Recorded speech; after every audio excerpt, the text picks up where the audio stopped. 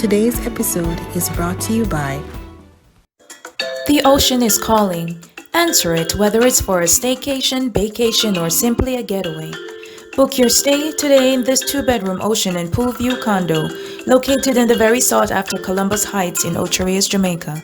The condo has amenities such as free Wi-Fi, air-conditioned bedrooms, on-site gym, and 24-hour security-guarded entry. It is within walking distance of several attractions. Book today via Airbnb or call Garrod 202-607-9294, Candice 770-880-8820, or reach us on all social media platforms. We will see you soon. Hello, everyone. Welcome to season 5 of Catchup.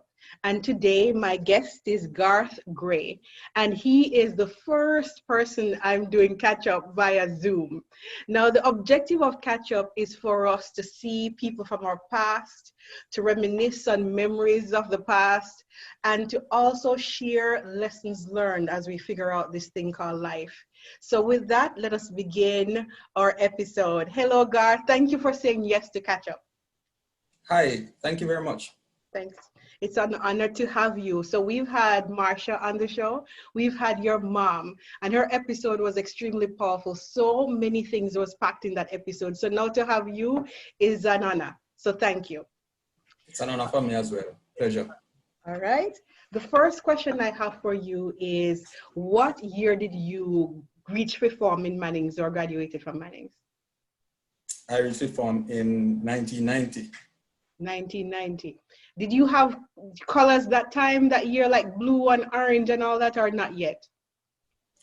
No, at the time, our year groups were according to the Mannings High School first year group, which was MHSFYG. Wow. That's how they were lettered at the time. So that was even before I even began Mannings. I think I was still at primary school at that time. All right. When I went to Mannings, Mr. Nita was principal. Well, how would you describe Mr. His personality as a principal? Eccentric. Yes. Yes, So, he was very, very passionate. very passionate. So he was your only principal throughout all your years at Mannings, or did you have another one as well? No, Howard Jackson took over from Mr. Nita at some point.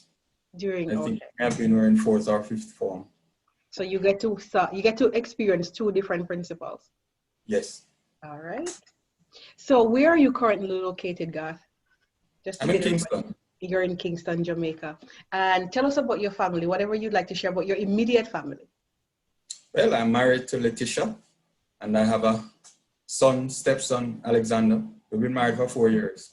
4 years. Congratulations. Marriage is not a easy thing to walk. It's a beautiful thing. It's rewarding. But for me, how is it for you? What is your experience for you so far? I think it has been easy. What? It has been easy because my wife and I are so much alike. Is that the key? Because I married my opposite. Alike but different. She's an introvert. I'm an extrovert. Yeah. But our thought processes are very similar. Interesting. And tell us about your work. What do you do now in terms of a job?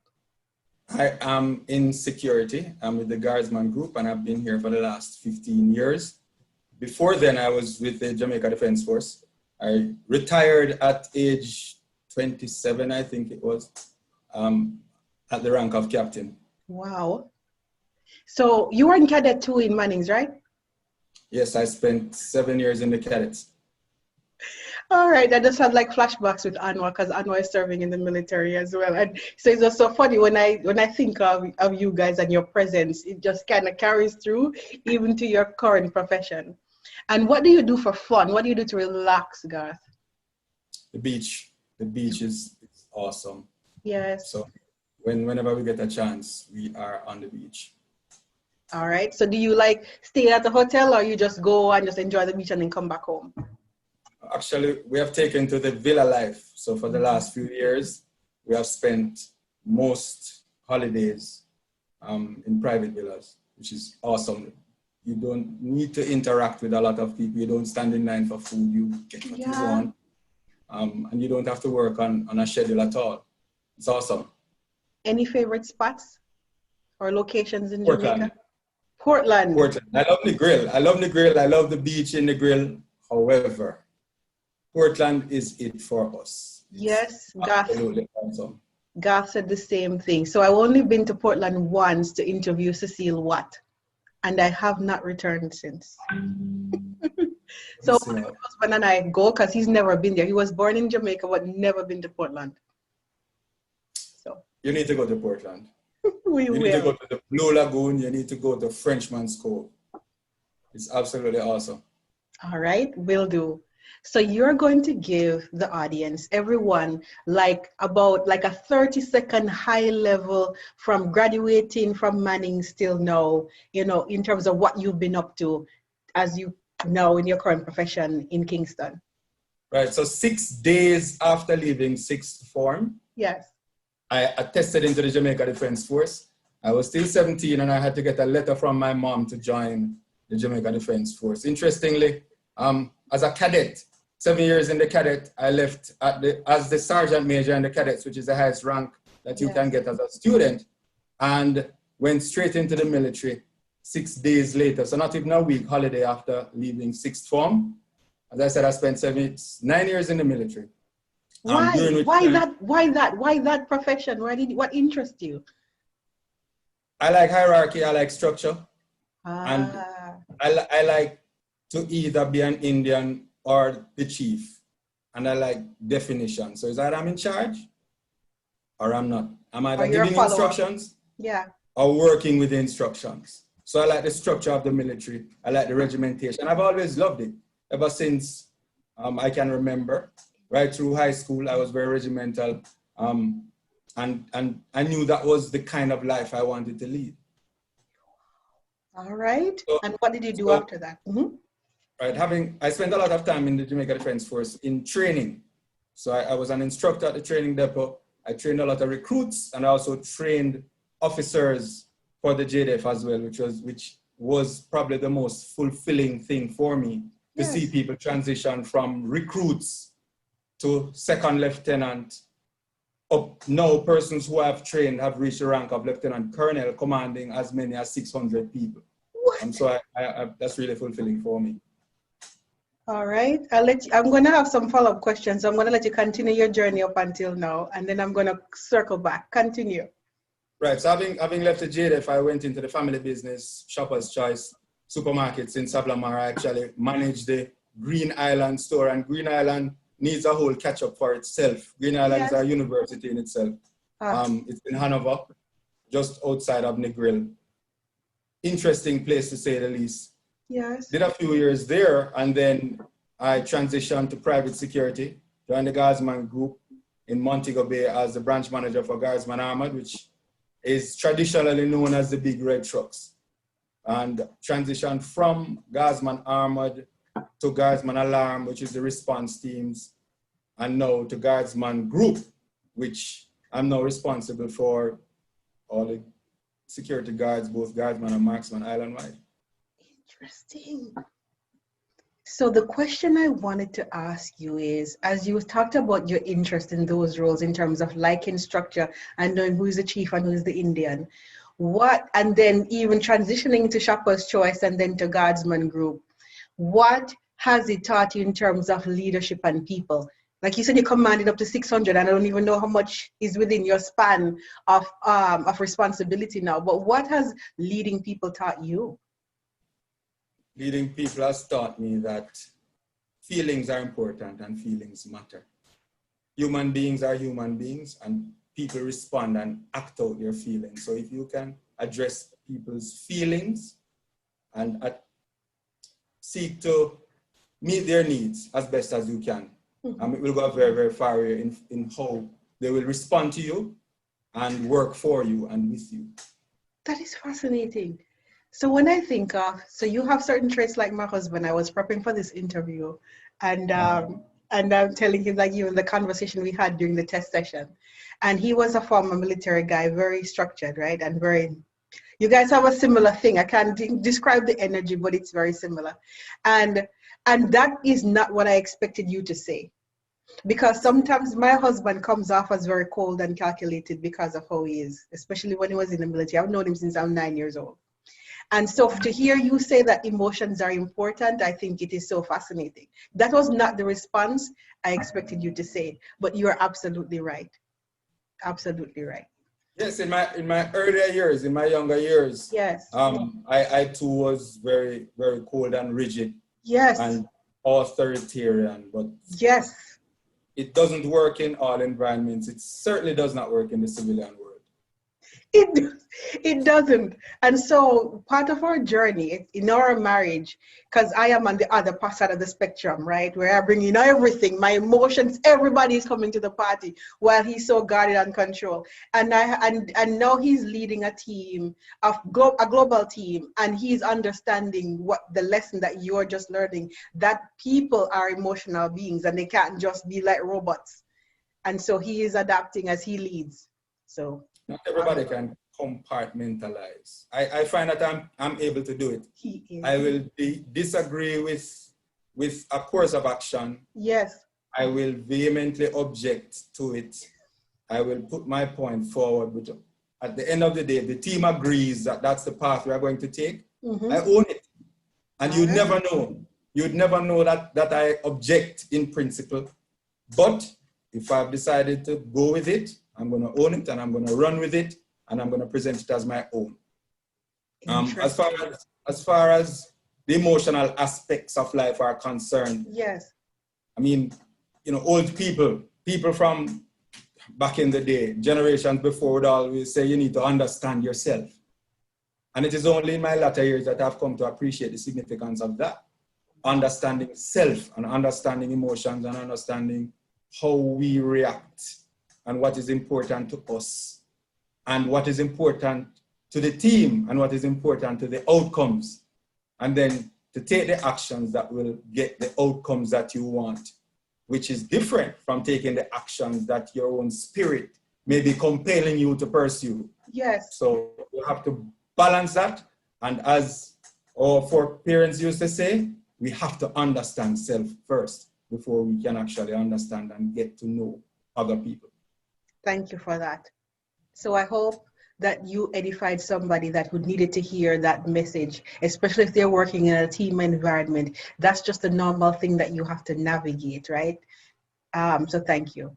We're going to go back now, Garth, into Manning School days, because this is Catchup, and the vast majority of the people who participate in Catchup were Manning School students or faculty or teachers. So we're going to talk about your favorites, your favorite teacher, subject, and memories. So who was your favorite teacher at Manning's? Mrs. Carr taught me math. Okay. I believe she had such a motherly personality. Strict but very patient.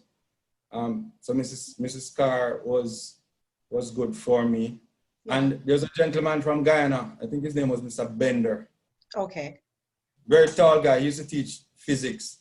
And what amazed me about Mr. Bender, I don't know if it was because of his genuine free spirit or because, I don't want to say that he didn't care, but we could literally do anything. He's laid back. In his class. We could do anything in his class as long as we did not disturb his class. If we wanted to eat, drink, put up our feet, sleep, anything at all. This is true.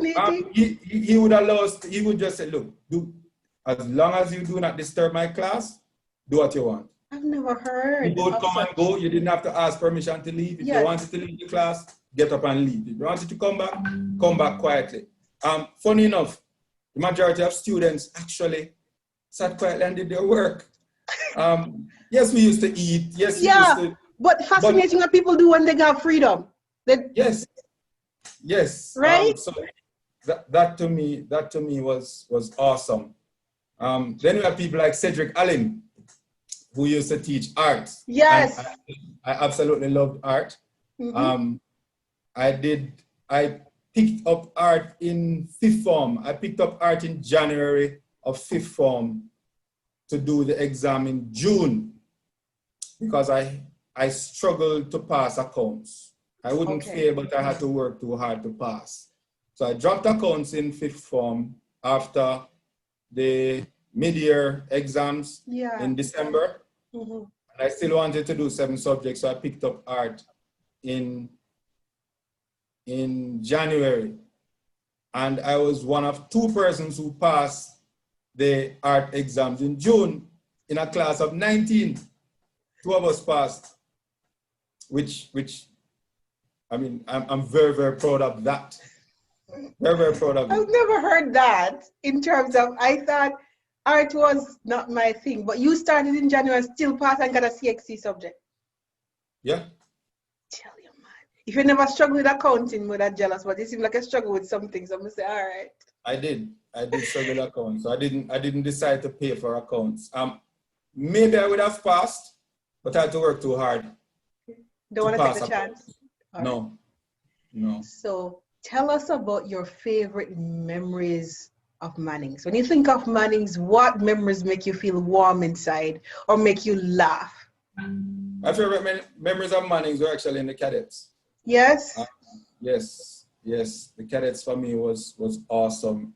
I believe that my identity at Mannings evolved through the cadet corps. Tell us more. It was absolutely awesome. I believe we had very good mentors. People like Kerry Wallace, Dr. Kerry Wallace now, I believe he's in the grill. Major Shane Lawrence, he is here in Kingston with us now, are 2 of the persons that I believe impacted me most positively while in the cadet. They were senior persons in the cadet at the time. Those 2 jump out at me. Okay. But the whole cadet corps in terms of creating structure and guidance and positive mentorship and so on was really, really good. And I really believe I came into my own in the cadet corps, where leadership was concerned, where discipline is concerned.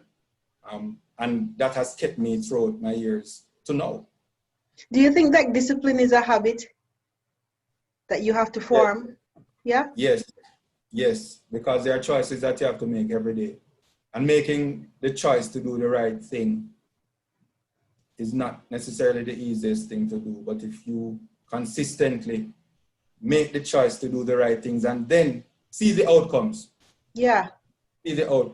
then you'll appreciate the value of making the right choice. And I believe that is where self-discipline in particular comes in. So like self-discipline is a habit. Self-discipline is a habit. And it's like so much about it is delayed gratification, right? So sometimes when you have to make the tough decisions, you cannot see the benefits in the immediate future or even in the present, but you know that when you look back, it's a decision you're going to be proud of, right? What I'll tell you too is that in my 40-odd years, I've realized that your bad decisions will follow you and they'll catch up with you at some point. They will. They will. Repeat it one more time. Because I don't think people realize that. Yeah, it'll follow you. The decisions you make in life, and they're not necessarily criminal decisions. That's not what I'm speaking about. Yeah. But just the short-sighted, self-serving decisions that you make in life, they will catch up with you. And sometimes they multiply, right? Sometimes it multiplies. Definitely. And even if it is in your own conscience alone, that it comes back to haunt you, if not in a material way, you will regret it. You will. That inner space, that inner mind, right, of conscience, because everywhere you go, there you are. Can't get away from yourself, right? Yes. So let's talk about your personality and your journey and your evolution. So we want you to describe your personality in high school, and I want you and think about the words that come to mind to describe Garth. And then I want you to describe your personality today. And what words would you use to describe Garth today? My personality when I was at Mannings was very regimental. During my time, as I mentioned, I was in the cadets the whole time. I was either form prefect or student council rep, right up to 5th form. And in going to 6th form, I was a head boy. And in upper 6, normally you transition out of the head boy role in upper six, and you would hand over to the lower six person coming in. But I found that even when I transitioned to upper six, I was still technically the head boy. And if you look on the board in the auditorium, my name is there twice for 2 consecutive years. So I say that to say the whole of my high school years, I believe, was quintessentially regimental. Why? Why is that? Do you know why you were like that? No. No? Okay. No. Needed structure. Either I was an Indian or a chief. Is that I was in charge? I was not. I even though I struggle to negotiate. I'll take an instruction, and I'll run with it, or I'll give an instruction and I expect it to be carried out. This negotiation thing is not in my nature. It's extremely difficult for me to relate to. So that was then, and throughout my early military years and so on, it worked. As I evolved during the civilian life, I realized that negotiating is necessary. And I realized that I personally need to take a step back and look at, again, as I mentioned before, look at the outcomes, look at what the team, the organization requires, and not necessarily what I personally require. And then I will subordinate myself to the needs of the organization or the team in order to get the outcomes that I want or that the team wants. So for me, that transition between that rigid, regimental personality, it is so ironic that my name is Gray, because I'm a black or white person. There's no shades. You don't go the shades out. No. There's the shades of gray business. No, it doesn't work for me. I'm extreme. Binary. Yeah. So if I should ask your wife. The thing is, sorry, but go ahead. It doesn't work well necessarily in life. Yeah. Being extreme doesn't work necessarily in life. And so, again, as I shared, understanding self, understanding emotions, and understanding when to take a step back and not to push too hard, because the team agenda or the organizational agenda needs to win. It's not about me winning. It's about the organization winning. It's about the team. And in leadership, that is extremely important. Paramount. Yes. Is there something that you used to believe about Garth that through your life experiences, it has changed and you now look at yourself in a totally different way? I believe that how people manage money and resources has, my belief about how to manage money and resources has evolved. Okay, tell us more. That's not to suggest wealth in any way, because understood. Even the brokest of us, if it's even a dollar, we have money. There's a book called Rich Dad, Poor Dad. Yes. It's an awesome book. The message is simple, but it is an awesome book. And I believe that that book changed my perspective of money and changed my perspective of what is an asset. All right. What can you share with the audience that they can understand and take away? Okay, so historically, people growing up would look at a car, nice car, to define themselves and to define success for them. And so the first opportunity that they get, they start working, is to buy a nice car. Right. And the truth is that a car is a liability, it's not an asset. A car doesn't put money in your pocket unless you're operating a taxi, or you're renting it out, or you're transporting goods for a fee, for a charge, right? The day you buy it, it starts losing value. The minute you drive it off the lot. Thank you very much. And that's for the one who buys the new car. Aha! It loses 11 to 15% of its value the minute you drive it off the lot. Right. If a car comes into Jamaica, it loses a significant portion of its value the day it is registered in Jamaica. Right. Right? You have to maintain it, you pay insurance, you pay for fuel, you pay. It costs you to keep it going. And at the end of the day, it is hardly ever the case that you are going to recover what you spent at all. So you'd have benefited from it, yes, but you would have lost value. A house, similarly, right? There are people who will take a mortgage and take out the biggest mortgage they can take out, and they will buy the best house their mortgage can buy.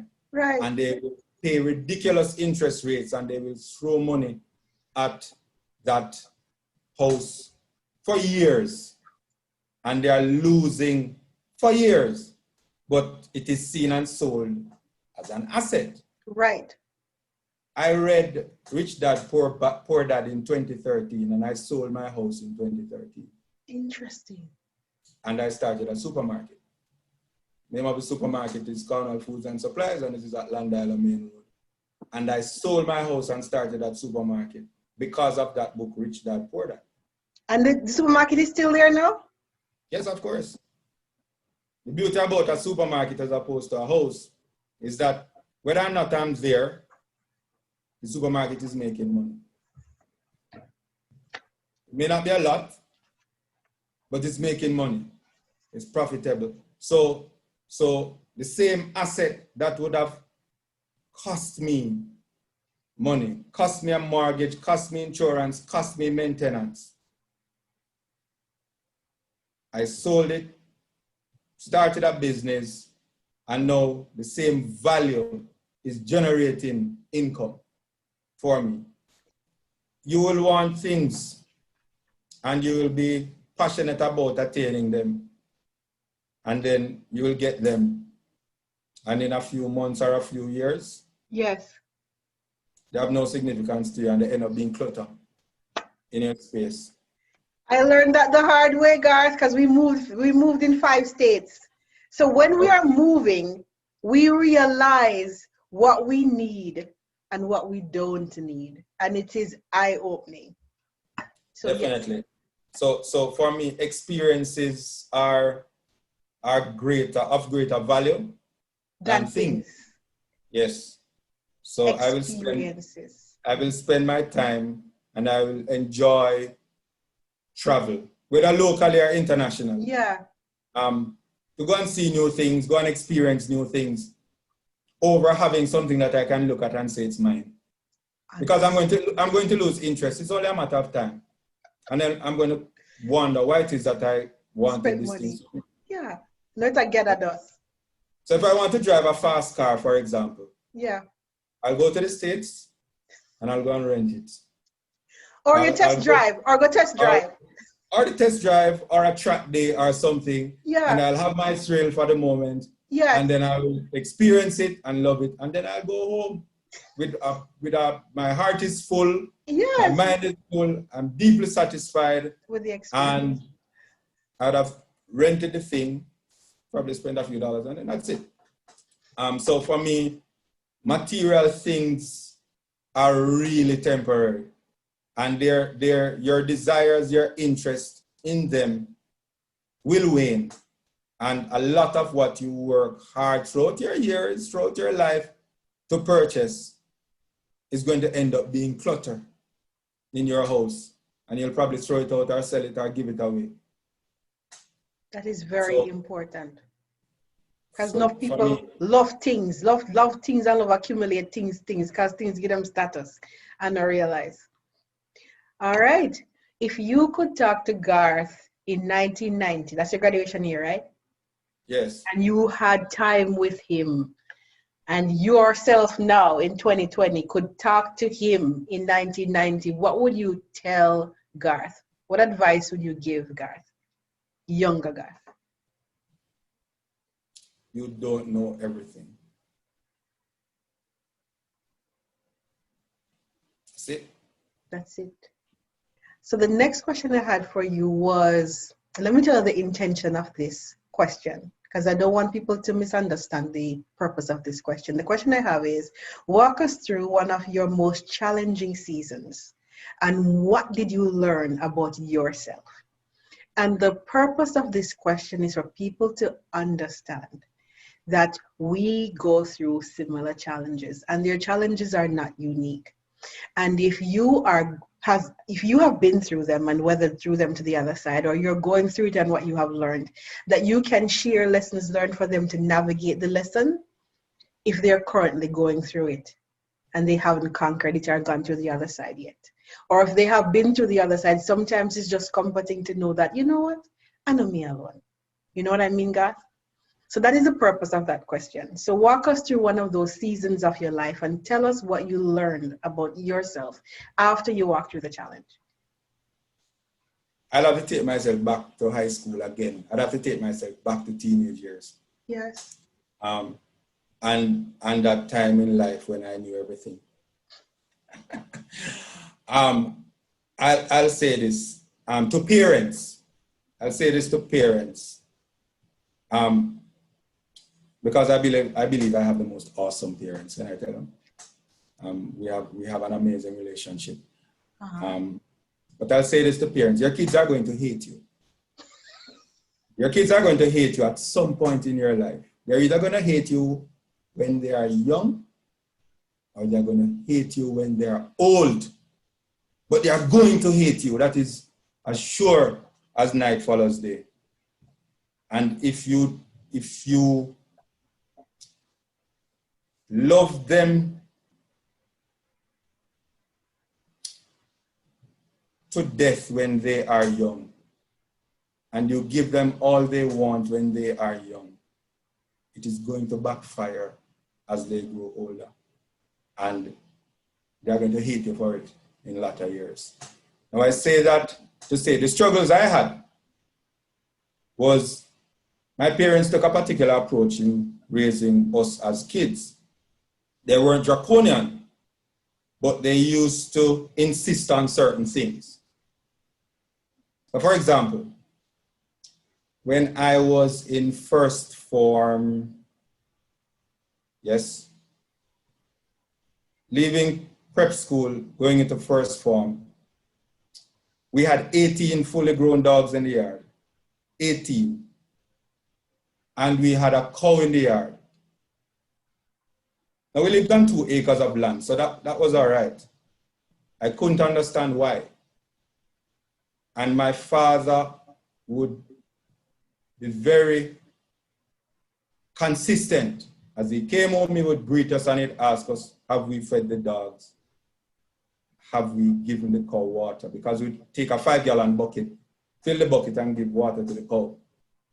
And this was every day, Sunday to Sunday. Have you fed the dogs? Have you given the cow water? And if it is 10 o'clock at night and the answer to either question was no, we'd have to get up and we'd go outside and we'd have to feed the dogs or give the cow water or whatever it was. Yeah. I use that was one example. Another one was where we had to work in the family business. We had to contribute to the family business. We grew up in it, supermarket, wholesale, that kind of a life. And so we had to. And so when all my friends were out gallivanting, I had to be in the business. And I hated it. I believe that you don't have an option being born into a family. And it is your parents' responsibility to feed you until you're 18. So I shouldn't have to do anything. Why should I? It's their fault that I'm here, it's not mine. Why should I be held responsible for feeding myself when I didn't have a choice in being here? That was my thought process. And I struggled with it.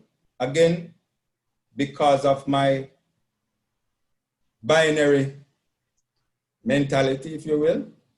And so those things, I can say I hated my parents for it then. However, those things instilled in me now a level of diligence, a level of smart work, I'm not afraid of hard work, but putting in the work, whether or not it is seen to get the outcomes that are required. And it is because of feeding the dogs and cleaning up after the cow and giving the cow water at whatever time of night it was or whatever time of day it was, that instilled in not just me, but my siblings too, a kind of life ethic and a kind of work ethic that has served us well over the years. But I struggled with those things then because it made zero sense to me. And as far as I'm concerned, it was punishment. But I have also seen my friends back then and how their lives may have been a lot more free. And the outcomes. The outcomes are different. Very different. The outcomes are totally different. And no, the truth is that we can measure success in a lot of different ways. So my sister, for example, we're not talking about money. We're talking about just. Let me be specific. Self-actualization. Yes. Let me be very specific in terms of when you start thinking, oh, I go like this. It's not about money for me. I see people that I went to high school with that still act and make decisions as if they're still in high school. Yes. Right? They don't grow up at all. Yes. Whether we are on the relationship and marriage and the decisions that they make, this is big. How they are being parents. And I'm like, learn from when you were a child. Like, want to learn and be just a better example and parent for your kids. You still act like you and them are, you know what I mean? So this is what I mean is I see the things that I have learned through good and bad experiences and how I apply it versus other people that I grew up with that had more in my head at the time. I think more freedom, more this, more love, whatever you call it, the more that we always think we're less. And then what they did and where they are now and what they did with the learnings, I think, I'm like, really? You're still there? You know what I mean? Like that's a very point. Very point I want to make. That they haven't made a transition. They haven't gone to this side. And so everything that happens to them is the world is against them salt, life hard, etc. And they really don't take ownership of themselves and their futures. And the choices. And their family. Just by the choices they make, which is kind of immature and they're still there. So I'm grateful for the approach my parents took. I'm grateful that I hated my parents when I was young. Because I absolutely adore them now. And I spend as much time with them as I can. What is the best advice you ever received from someone else? And why you think that was the best advice? I don't think it's advice. I think it's example. All right, tell me. It's the best example. I believe an example is my wife. Yes, tell me more. I always smile when men talk about their significant other. Tell me more. My wife has an approach to life that is extremely passionate. And people say, if your dreams don't scare you, they're not big enough. Her dreams scare me. I like her and I haven't met her yet. That's awesome. Her dreams scare me and the whole concept of pursuing results, pursuing outcomes. And I would have alluded to it when I said that, understanding self and understanding the environment and understanding the outcomes that you want and doing the things that are going to yield the outcomes that you want, even beyond your own personal feelings or emotions or whatever it may be. Look at the outcomes that you want and do the things that are going to deliver on those outcomes. And so I believe that is through example what I take from my wife, and the fact that I see it every day is very important, Because somebody tells you something one time and you may not remember it. But if you see it actualized every day, and if you accept it to be true, right, you'll be compelled to transform your own approach and adapt it as well. And I believe that for me is significant. In the security industry, because I'm now in the security industry, and I can say that right now, I am one of the premier corporate security tutors, lecturers, instructors in the Caribbean.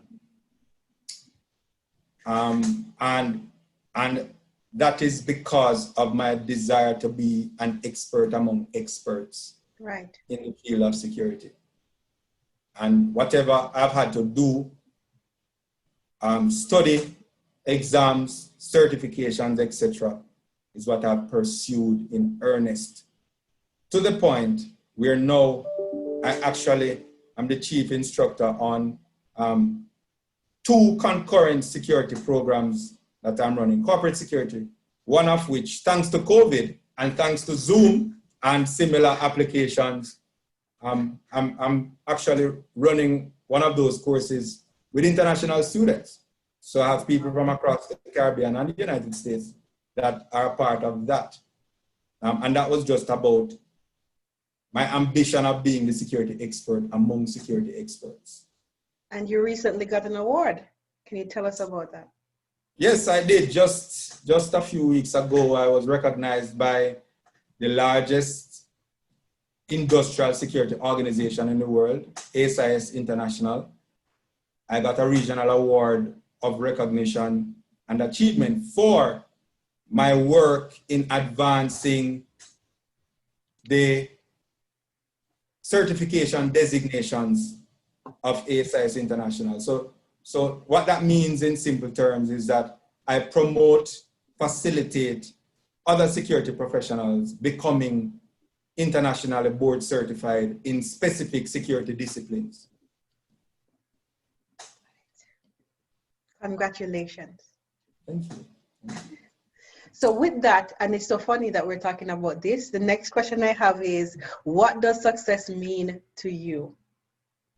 For me, success is about transforming as many lives as I can while I can. And it is something that has followed me throughout the years. From the cadets, I would have been an instructor in the cadets. I went into the military. I was an instructor in the military. And now I am an instructor, tutor, mentor, lecturer in private security and in industrial security. And it's all about transforming as many lives as I can. And I've been doing it for many, many years. I believe I come from a family of teachers. My mom is a teacher. And it's not was, it is. Is, thank you, good correction. Once a teacher, always a teacher. My sister is a teacher. Yes. Marsha. Yes. And I believe that's where my passion is in empowering people and training and developing people. And so for me, success is about the continued pursuit of that transformation in whatever discipline it is. So at one time it was crawling around in the bush and killing people, you know. And now it's other things. Now it's about the wide gamut of what security and risk management is about. Big industry. It's huge. So for me, that's success. That's it. That's success. That's the thing that I would do. That is the thing that I do. That requires a lot of time and effort from me, that I'm not paid for. I'm not paid to do it. But that's the thing that I would rather spend my days doing. But when people say pursue a career that will cause you to not work a day in your life, that's it. It is true. Another life lesson I must share with you. Go ahead. Is the fact that anything that you're passionate about, if you pursue it in earnest and with diligence, people will pay you for it. People will pay you and pay you handsomely for it. I know there's a gentleman that lives down the street from me that all he does every day is glue on eyelashes on ladies' eyes. I don't know if men do it as well, but I know. Yes. He spends his time just gluing on eyelashes. It's an important thing. Eyelashes make a difference in a lady's look, I'm telling you. All right. No, so for him, that's what he's passionate about. Yes. I must call out Bridget Sandals. Yes. This lady makes leather sandals. That's what she does. But she's so passionate about it and she's so good at it that people will pay a lot of US dollars. They will be in line at her store from 4 or 5 o'clock in the morning to get a pair of her sandals. I know people who are handsomely paid again to do makeup. Yes. Right? There are celebrities that whenever they're leaving their house, they pay somebody to come to the house and do their makeup. I'm telling you. So whatever it is that you care to do in life, if you are serious about it and you choose to pursue it, people will pay you and pay you well. For it. For it. Amen. Last question for you in the catch-up series. I have a follow-up for you. At the end of your life, what do you want us to remember about Garth Gray?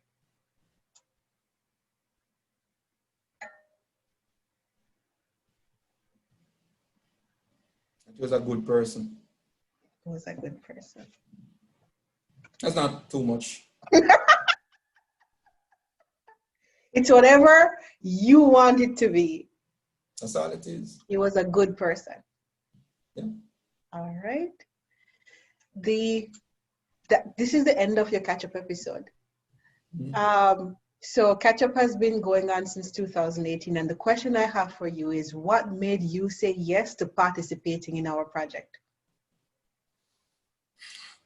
I watched the episode with Mr. Myrie.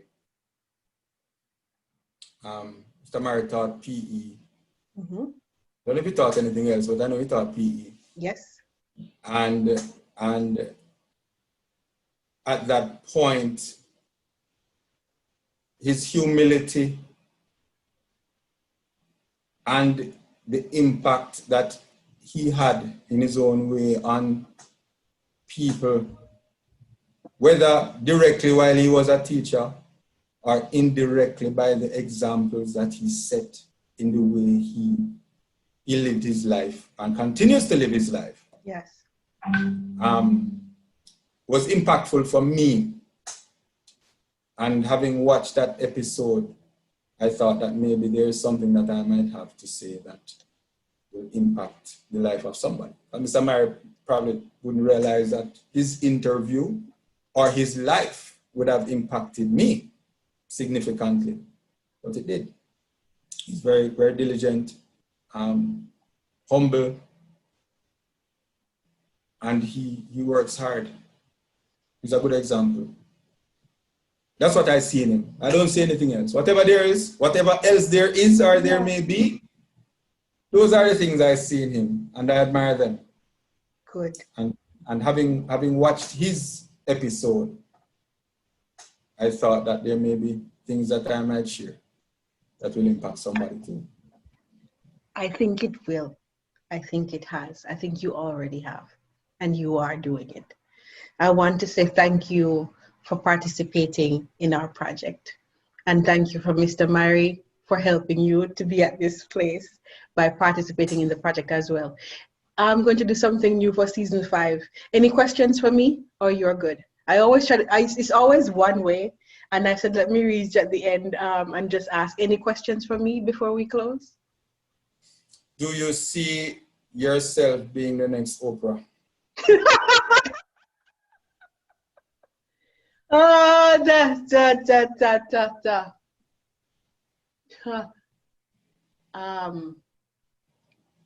the answer is I don't see myself being Oprah. I have because there's only one Oprah and there's only one Nackia, and I think I am fantastic at being Nackia with all her flaws, all her energy, all her passion. I am uniquely me, carved out with the challenges that I've had in life and extraordinary experiences and people that I've been blessed with. I will tell you what I want though. I have so many skills that I've attained in my skill box. And to be honest with you, most of these tools that I have achieved to put in my box was forged in fire, was forged in mistakes, and was forged in pain and tears. Um, I realize that, as we said, a lot of us are transitioning from no longer being kids and trying to be responsible so we can have a legacy that we can be proud of for our kids, and also to have fantastic experiences while we're alive. So when we are in that grave and people come to our funeral, Garth, it's a celebration. Yes, there will be sadness, but it's a celebration because we have lived. That is my goal. That is my passion. That is my desire. So I'm asking everyone else in our community, who else feels the same way? Who else wants to be on this fantastic journey, as you said, and just have awesome experiences while we're alive, impact other people's lives, and leave a legacy that is just like amazing? That's what I want to do. And the avenues to do that, Garth, I have so many ideas. So when you described your wife, I think my husband probably did the same thing, that when I talk to him, I think his knees buckle. What's his word? And so the avenue, this is just one of the avenues that I want to help all of us to live a meaningful life, go to the other side and just be happy. I have many other ideas to continue on this journey. This is just one, Garth. This is just one. And It's an excellent one. It's a very, very good one. So more to come, Garth, and I hope that you are with me. You know, I keep on saying our project. I hope you are with me as we all journey together. Your sister Marsha has been like an amazing piece of my support group, my prior support group outside of the limelight. And everyone needs that support system. But my dreams are big, my desires are big, and I want us to do this together. When I said, oh, I have another idea, I want to do this, then you'll be like, what's she up to now? I guarantee you it will be something that is about helping our community just live our best life. That's the one North Star that I have. Yes.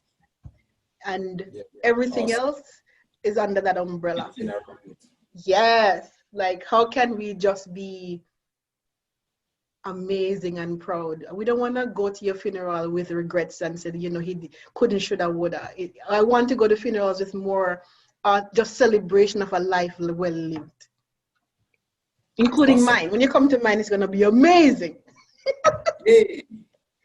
Thank you, God, for that question. But yeah, it's beyond Oprah. Big dreams. Big, when I say big, I mean big people dreams. So I hope that you enjoyed our first Zoom session with Catchup. I was a little bit concerned, God, to be honest, because it's so much more comfortable when you're beside me. And I can feel the energy and we play off the energy. But I think, and for me to kind of test, when can I ask the next question, when you finish answering. And so I'm going to adapt and continue to learn through this technology. But I want to say thank you for participating in our project in this episode and in probably moments to come, because I believe that there's so much serendipity and blessings in my life that our paths will cross again as we'll take this journey. So I hope that you will come when I knock on your door again for whatever crazy idea I have, that you're one of them to say, you know what is Nackia up to? Let me go see. Let me be a part of it. So thank you. I await that knock. I await that knock on the door. Awesome. So guys, please share our episodes or catch-up episodes so that we can catch up with each other and find out what we've been up to since we graduated from high school, and also for us to share the lessons that we're learning in this life. Please subscribe to our YouTube channel and support us as we go on this journey. Have an absolutely blessed and fantastic week. Bye-bye. Bye-bye.